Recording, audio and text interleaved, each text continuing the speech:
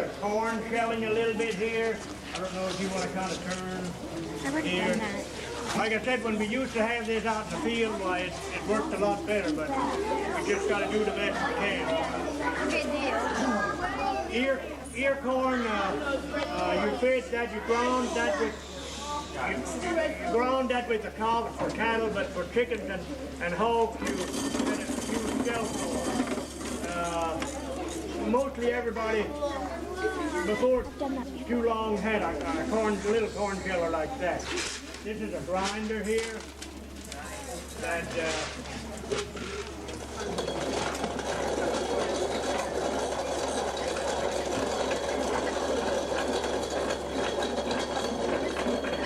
it seems slow, but it's probably the best that you could do. You could set it finer, you could grind wheat with it and anything like that there.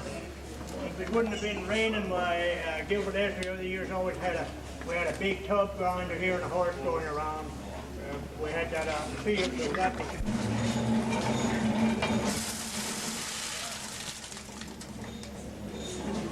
It was a big improvement over this year, and of course, before that there was nothing except doing it for hand. Yeah, don't get caught in the wheel.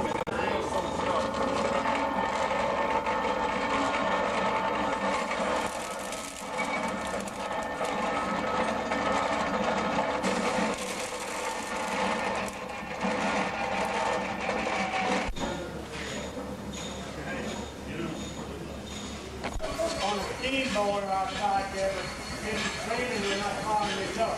So this is a little steam engine, and you can also run the steam engine on air, not for long, but just, and that's a water pump. Most of you can't see it pump of water, but whenever gas engines and steam engines came out, they were hooked up to a lot of these things like grinders, corn shellers, water pumps, and stuff like that. Wagon here, and every farmer had a wagon or two, and it was your way of going to town before there were cars, and in Ferdinand here there were they were usually blacksmiths that built wagons too, you know. This was built by John and Henry Holt, and the place was just where Frank Hedion's down in now. That's where they had their shop. And this is a light-duty wagon that was used mostly to go to town and stuff like that there. They built heavier ones. And then whenever you hauled hay and thrash and stuff like that, there you put a hay frame on there. The running gear, you take this box off and you haul hay.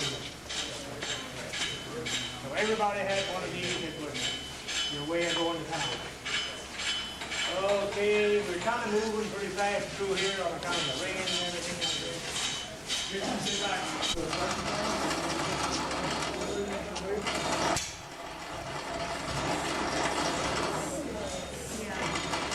Pick the bell off.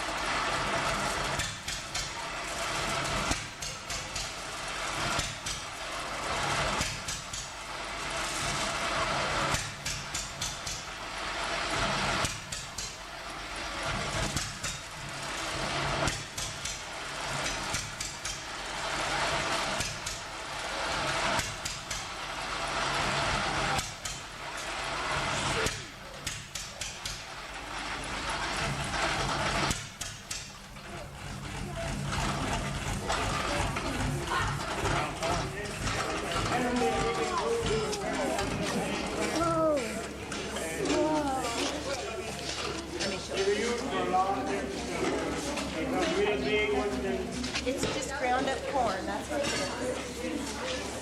Yeah, okay, it's just ground up corn. Neighbor is actually girl who teaches blacksmithing down at Temple Folk Art School. So it's actually coming back. Your imagination is the only thing that holds you back. You can make just about anything that you want out of metal. It's very interesting. It's about all history. So if you like history, you can blacksmithing is the thing. Most people don't know that a lot of the years ago, a lot of the waltzes and stuff were composed by listening to the blacksmith, like in Vienna and stuff. They had most of the time there's like five. My picture of this, the only time you see me working. Every blacksmith has got a different tempo.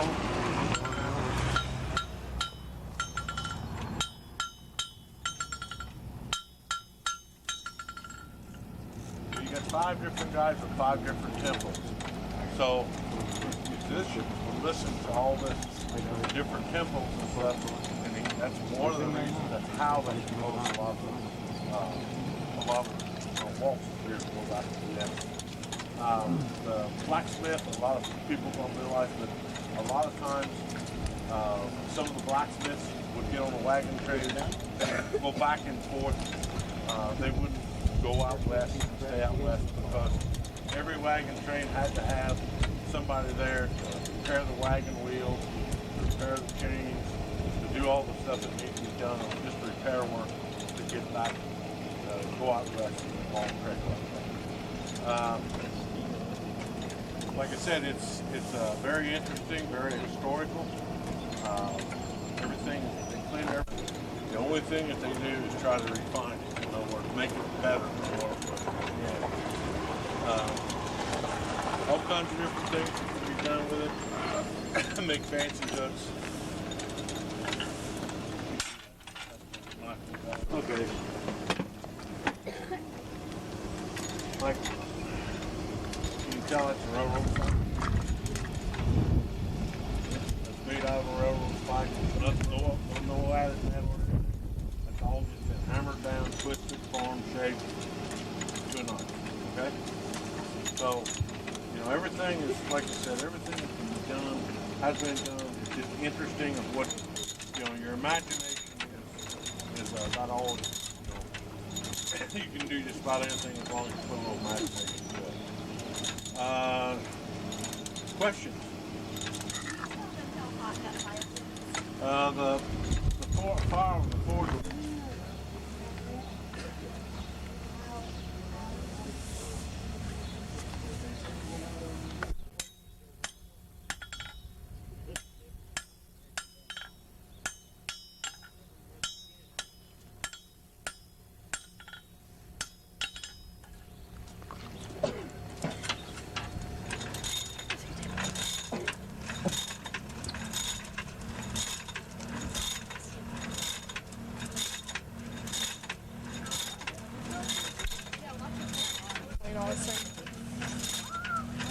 Hey, you know what Dad did with roasting marshmallows?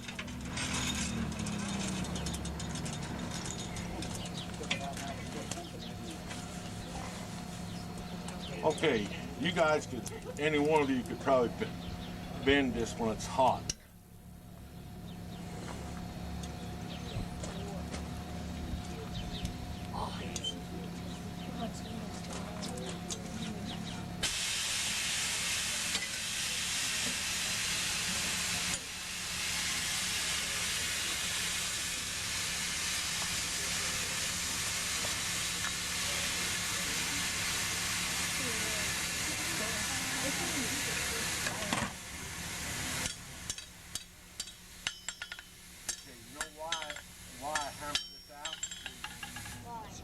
Okay, no. If it's round and I twist it, you can't see a twist on round. If you square it up and you twist it, it shows up. Just like this here shows up on a square where you got edges a lot more than it would. You can take it around and you can twist it up and it's like, what you do, But if you take and hammer that out, that shows you, it shows more detail to it, okay? We got a couple questions here. When do you know to take it out of the fire? Okay, you want to take it out of the fire like the hammer here when it's red. In other words, you don't want to go to white hot. White hot is a welding temperature.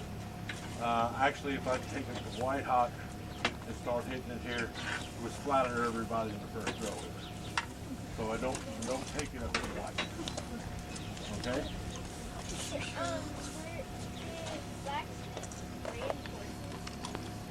No, blacksmiths, they made the brands for them, but they didn't actually do the branding. The cowboys set it out in the field where they would just take a campfire and heat the thing up. This here gets a lot hotter. Actually, if you get something this hot, if you stick it to your skin, you pull it away, it actually takes the meat off. You can get hurt. You watch what you're doing. I had a hardy here a while back, and I was cutting, and it fits in a hardy hole, and I chopped a piece of metal off that was red hot, and it flew down into the top of my shoe. Well, it stuck. I had to take my shoe off, then I had to take my fingers and dig it off, and then I burnt my fingers. So, yeah, you can't get hurt.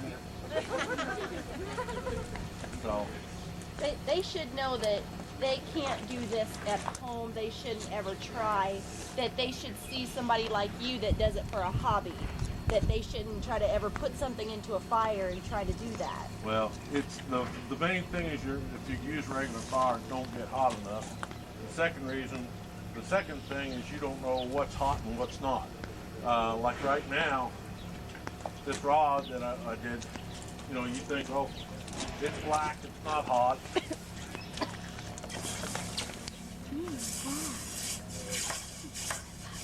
And it still burn you. Just because it's black, it don't mean it's not hot. Okay, so never take for granted when something that's hot and it's cooled off. Whenever the chicken milk stickers, why don't you take How are you guys today? Well, tin's been around for years and years. They don't even know exactly when they discovered tin. This is a standard size sheet they used to use back in the colonial time. It's 10 by 14 inch sheets. Everything that's made here is designed to fit off this sheet here. You had to put slices together. So this is for a coffee pot here, just like this right here. And if you'll see, that would just fit on there just exactly, and it was just a little bit long, so they got to put it like a little, call it gore. This is all the pieces that'll go for a coffee pot, all them patterns. And whenever you make a pattern, you got to allow for all your little splices. Put your wire in, your bottoms in. You have to think that all out and allow for all that stuff whenever you go do it. When they first started doing tin smithing, they used what's called stake anvils, and there's all different sizes. This one here is made for put these tops for candlesticks, just the exact same size, 7/8. You can use the other end for forming different things. But each anvil, you can see them here, they do different jobs.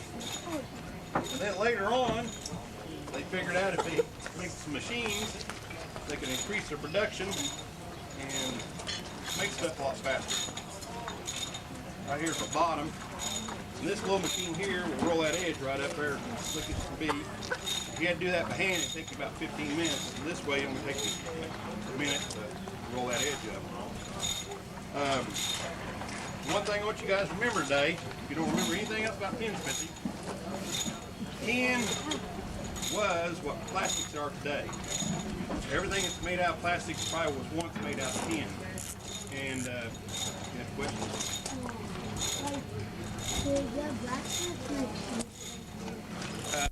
That's one thing about the tinsmith trade. They've done a lot of trading with different groups of people. The tinsmith usually had two different shops. He had a winter shop and he had a summer shop. In his winter shop, is usually in the warmer climate, and he'd be making this stuff. He'd have 3 or 4 guys working for him, or even more than that, and they'd be making items all the time.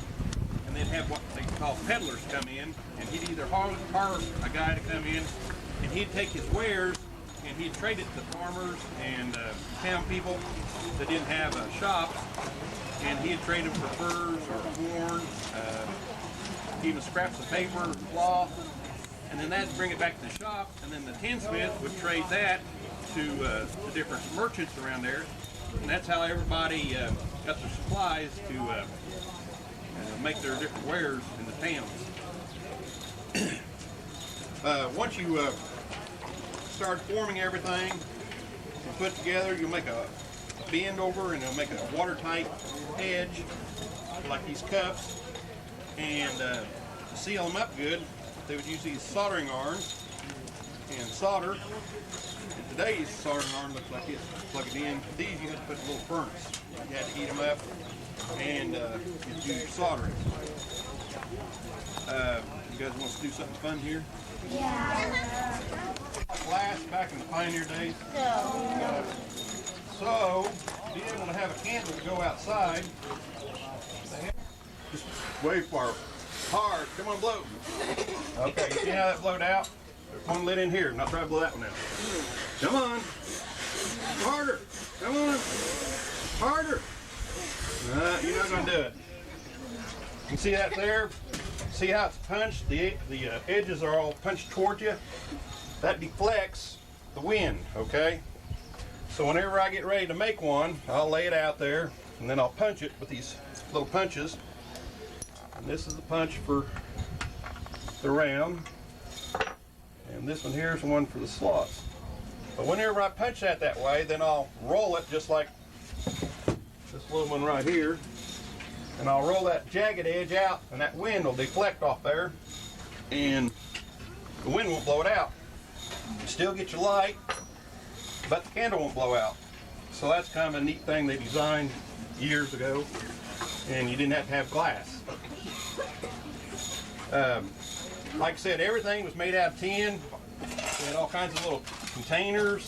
They put their stuff, flour, cups. You got different stages when you go to make like a handle. You'll cut that handle out with a pair of shears. And then you form it. And then you put a piece of wire in there. And then you roll that wire inside. And you take it back to the anvil. And you make you a handle for your cup like that. Instead of having big old heavy tools, I have wooden mallets, little rawhide mallets. That's made out of leather. And then, like for putting rivets in, I have the smaller hammers, and there's the rivets.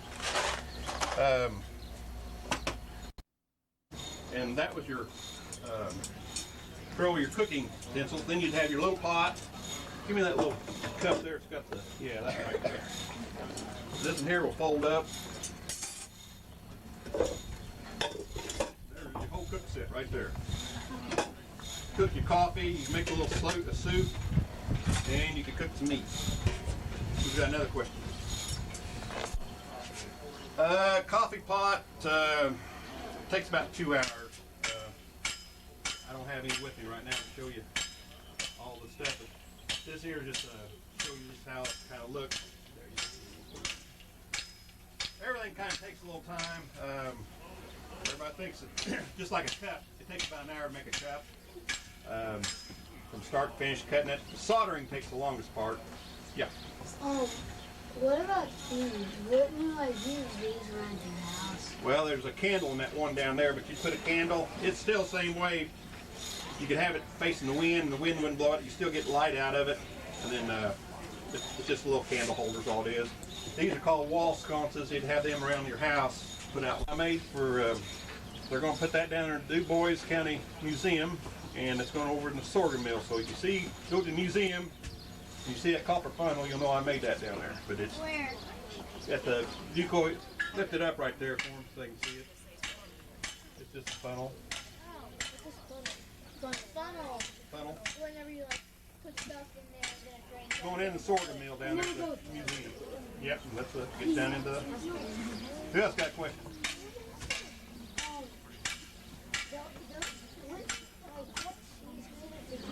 How long would it take you to look at cheese one out?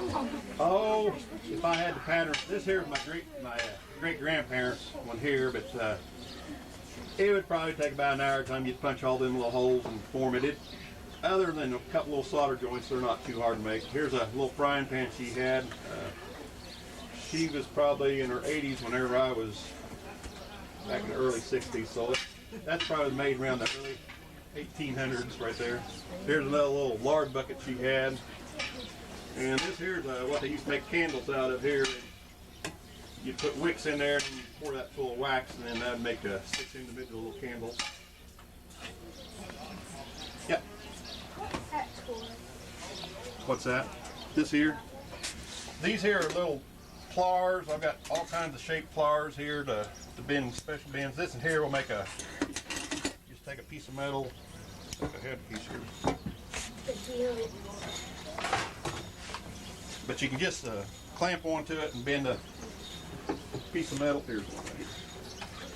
Everything was done by hand before they came up with the machines. Like this same thing. Okay, I'll do it this by hand. See, that makes a bend. Okay, same thing. This one's more precise. It goes to a certain depth. It'll make the same bend. Just little benders. Anybody else got a question? Yeah. Then, if it bends so well, then how come it's a big machine? How's come this makes a little? It'll go that deep. It'll just. The nice thing about this, you can do repeat bends. It's got a little place where it'll adjust inside of it, and if I want that same bend 100 times, it'll make the exact same bend every time. I do a little thing at the state fair for the kids. It's a little tin punch, but they're little squares, and I bend the edges on it. And the time you do 4 of those on each, and then you do 1,000 of them at a time, you know, you want something pretty precise. Could you break the wood with it? No, this here. The only thing I've ever seen that they use the brakes for different places would be in glass places. They'll use them to shear glass. They'll score it and then break glass with it. Or not break it, but form it to the right length. Do a different bends, yeah. I'm up at State Fair. If you guys get up to State Fair, it's a Pioneer Village, you'll see me up there. You can even do the kids' thing up there. Lanesville Heritage Weekend, you're always up there. Yeah, down to Lanesville. Was over at Brookville last year. I do some different Civil War events.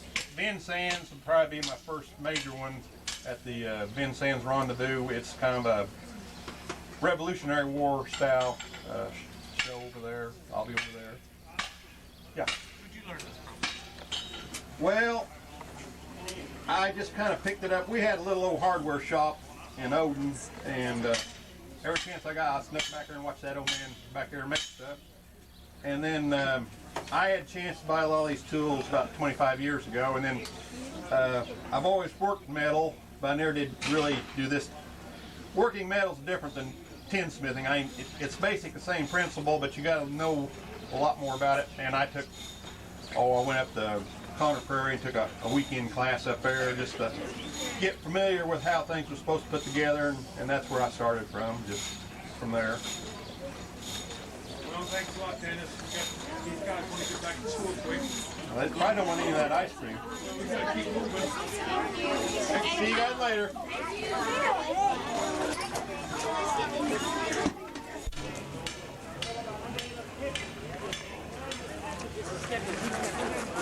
You're compressing the steam, and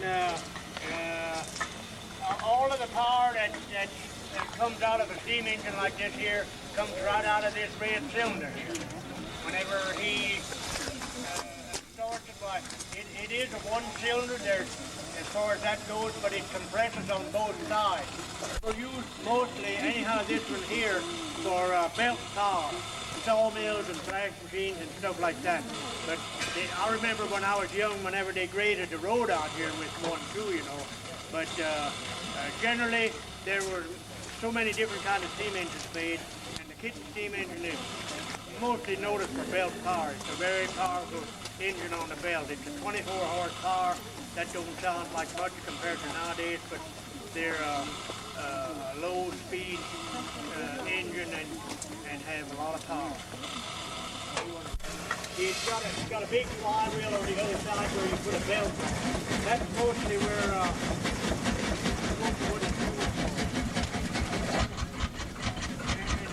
two rings in here, and if you need to see whenever you hear that jump up, you put the steam in and out of the opposite end. Steaming, you'll always see a lot of water. It don't make no difference if it's a crane like you used to do whenever you're operating up early in the morning. To operate the steam engine a long day, it takes about 1,000 gallons of water. And then you go to the creek with the horses and the wagon and the tank, and you get the water and you pump it into this gray tank. That's not hot enough. That's the amount of water that he's just opening up. That puts water in there. That's the water pump now. What he's opening up, that puts water back in the boiler. On the other side is a glass, a side glass. That's the most important thing on a steam engine. You've got to keep water in there, or else bad things happen. Blow up. That's really what happens. But if you keep the water in there, you're not any worse than any other piece of steam. If you want to come around the back here, you can see we're burning wood today.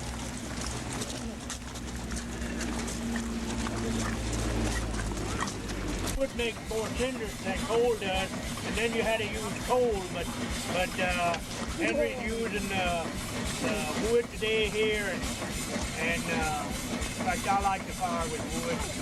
But whenever they were at sawmills years ago, why they burned all wood because they had free fuel in it, And whenever you see that draft in there, the faster a steam engine runs, the more draft it has. There's the exhaust comes up there and it makes it go. You see it running fast. There's that draft up there, what you hear up there, that's the exhaust going in there. It creates suction, It'll suck it from below the fire, and just like a damper on a stove.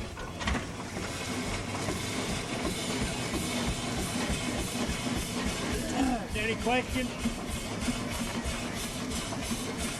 Any questions? I don't know at all by far, but then it's been around them for a while. Well, it could be up here with drop back. Yeah, if you want to come up here, why?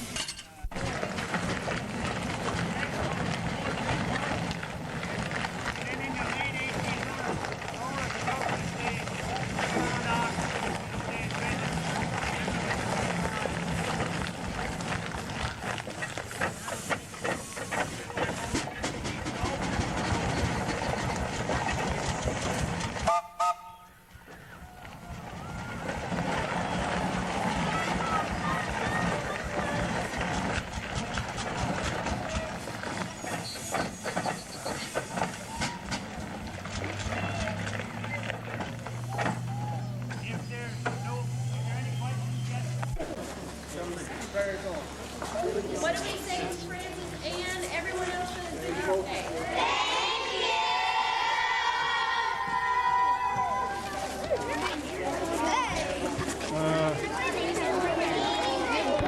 Sorry. I didn't know you were there. That's sorry.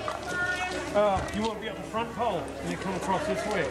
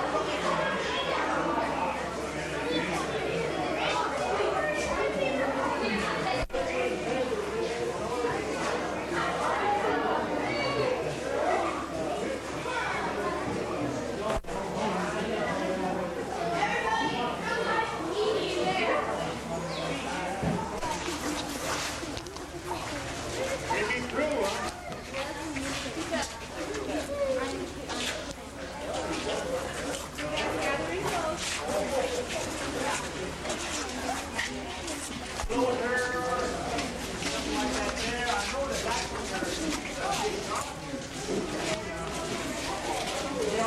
tell me everything was beach tree timber, and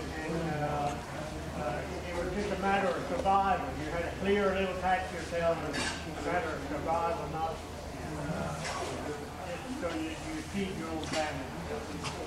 So we're going to go a little bit through some tools that they used those days. You know, the first thing is you clear a little patch like there was probably corn, you know, and you had a crude hoe which was made by yourself, or there was a lot of blacksmiths around, you know.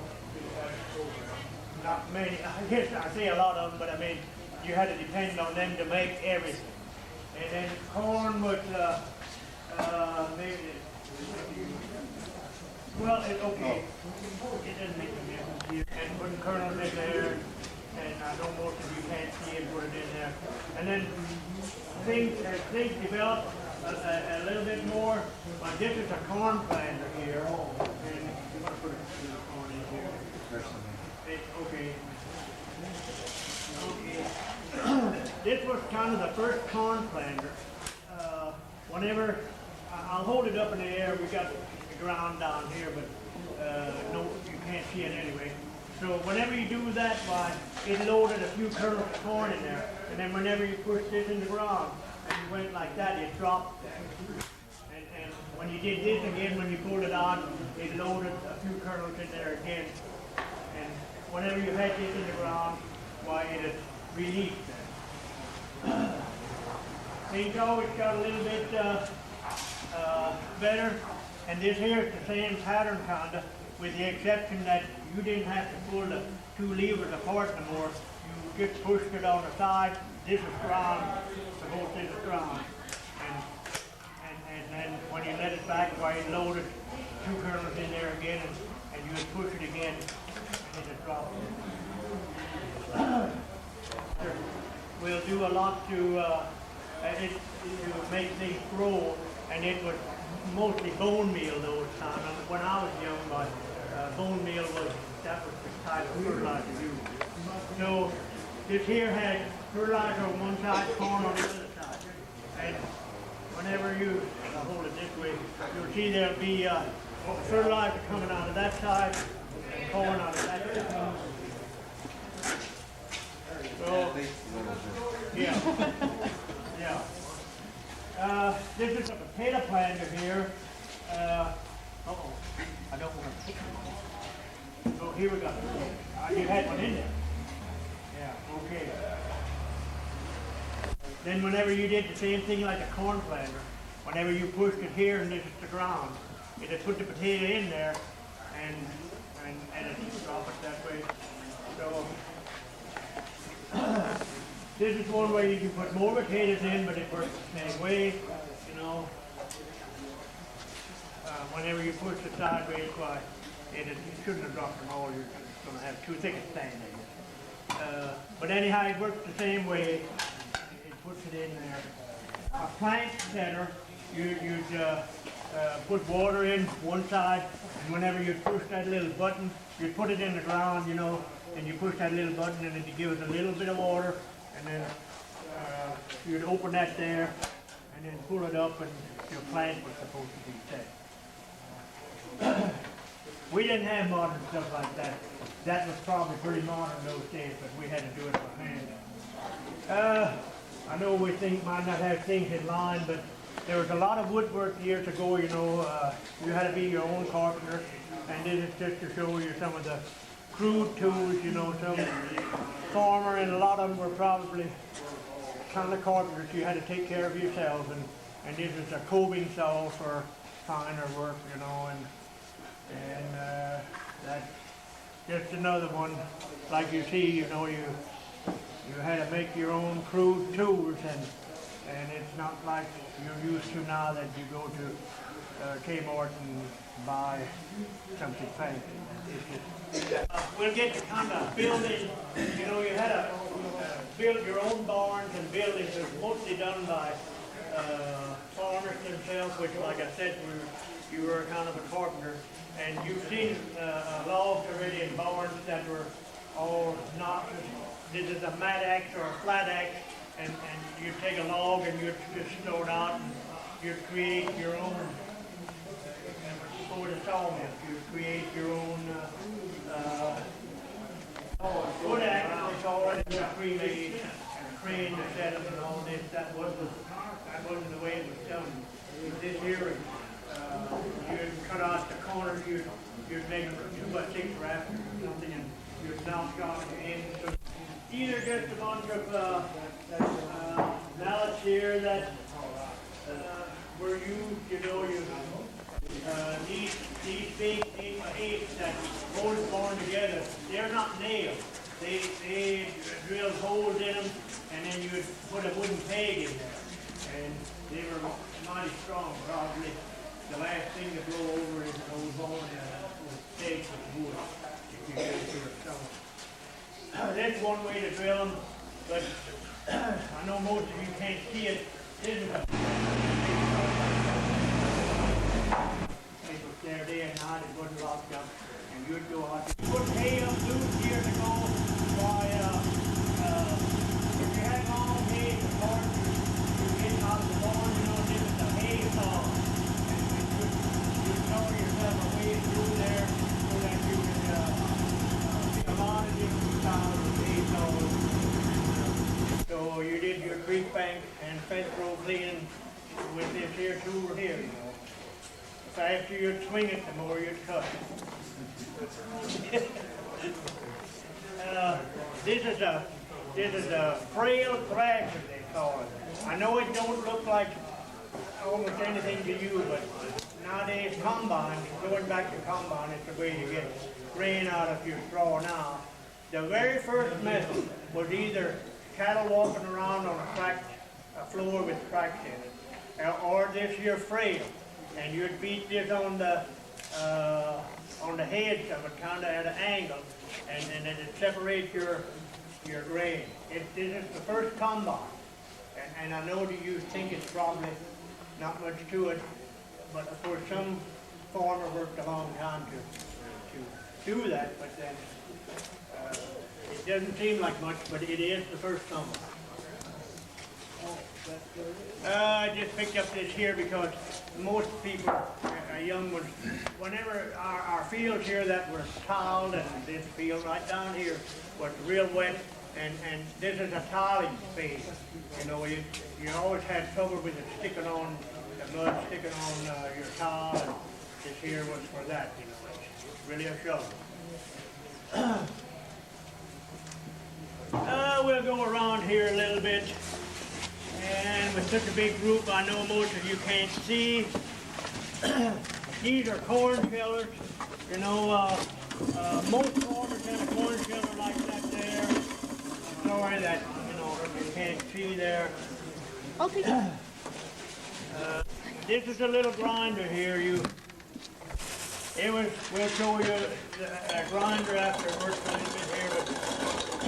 But this is one that's hand operated. Very slow, but then it grinds corn for the chickens, or even for cornmeal, for what people eat.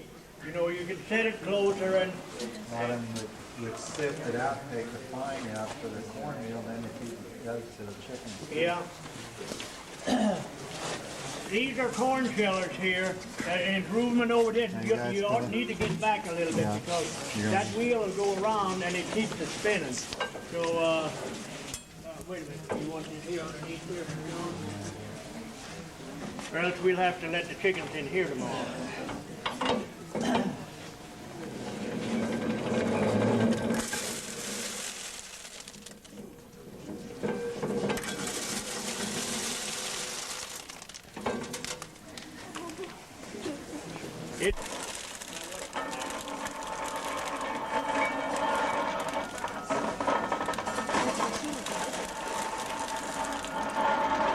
That's another type of corn sheller there, and it's called a bullet type, and it's very fast, I noticed already, but it was corn plant. It really comes from the St. Leonard Abbey, where they used to have a big garden. They'd raise all their own stuff. It had to be pulled by a horse, and You could put fertilizer in it, beans, corn, anything. It was a handy tool, and like I said, it had to be pulled with a horse. And I understand if you had a strong line, keep it even. But if you would have had a straight line, you probably have a garden nowadays. The only difference is it's got two handles on it. Very, I know when things are very low. While we're here, Paul, do we want to grind a little peach?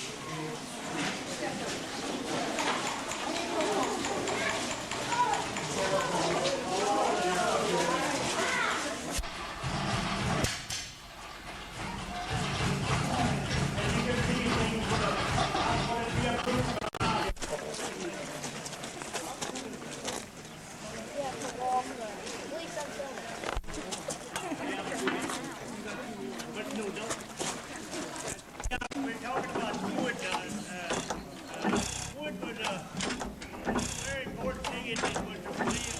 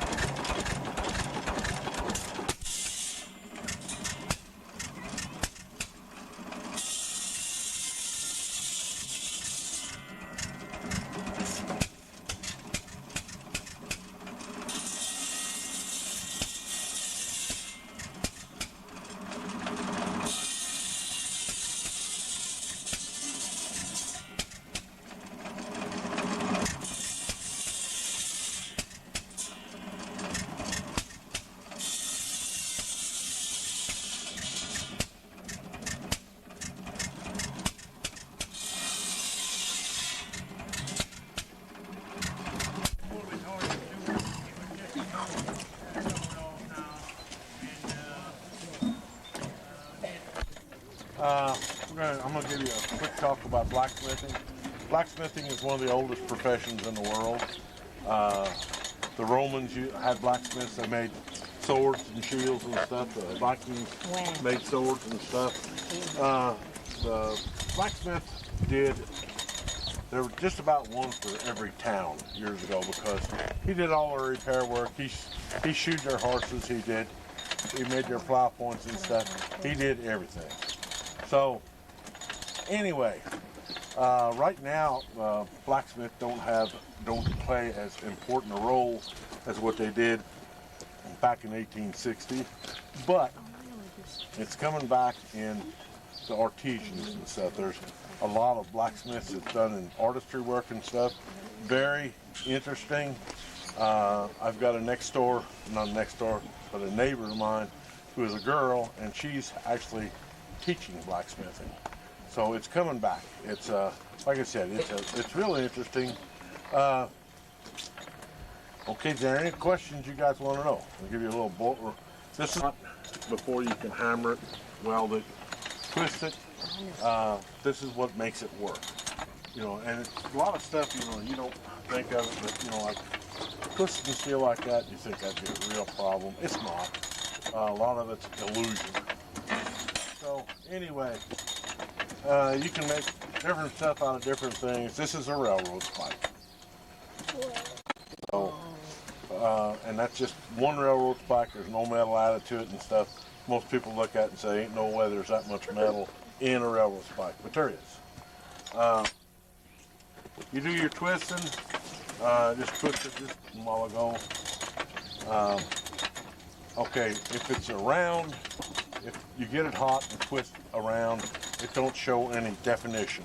In other words, you can twist it and you can't tell where you twisted it. So if you do something on a round stock, you have to square it up before you twist it. It's welding heat, red is hammering heat, dull red is tempering.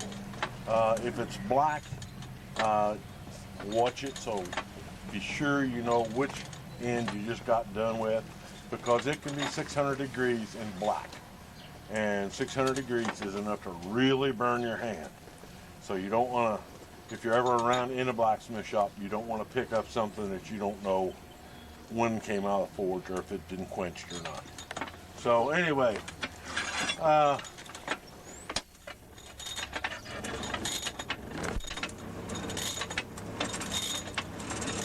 okay, the forge will get up to 1800 degrees. Okay, so you know you can get stuff really hot on the forge. Now this is pretty nice working on a day like today. But when it's 100 degrees outside, you're gonna sweat. So anyway,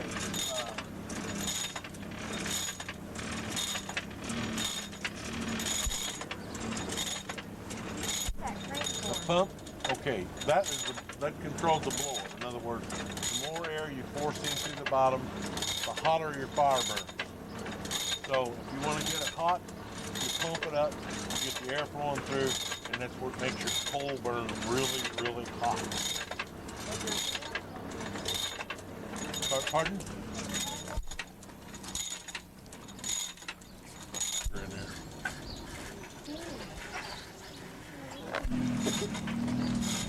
That's a knife made out of a railroad spike. Okay?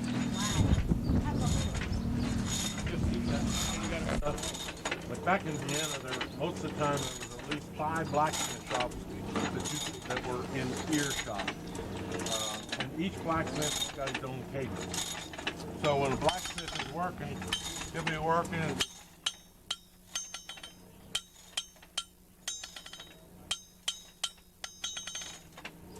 every blacksmith's got a little different cadence.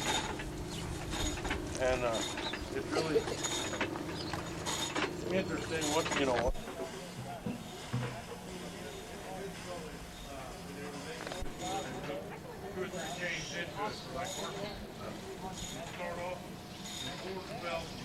No, I didn't make that one. There's a few things in there. Yeah, I made these lanterns, yeah. This, yeah, I just made that one just not too long ago. This is a little bucket my great-grandmother had. There's a candle mold, frying pan, stuff. And some of the older looking stuff in here.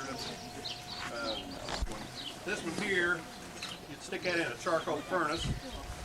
And it'd be about this big, about that big around. You'd stick it in there, and that gets good warm. And that's how you done your soldering, just like whenever I'm soldering these backs on and everything, that's all soldered together. That's part of your joint. Normally, like if I'm making a cup, this is all made together. See all these little flanges turned.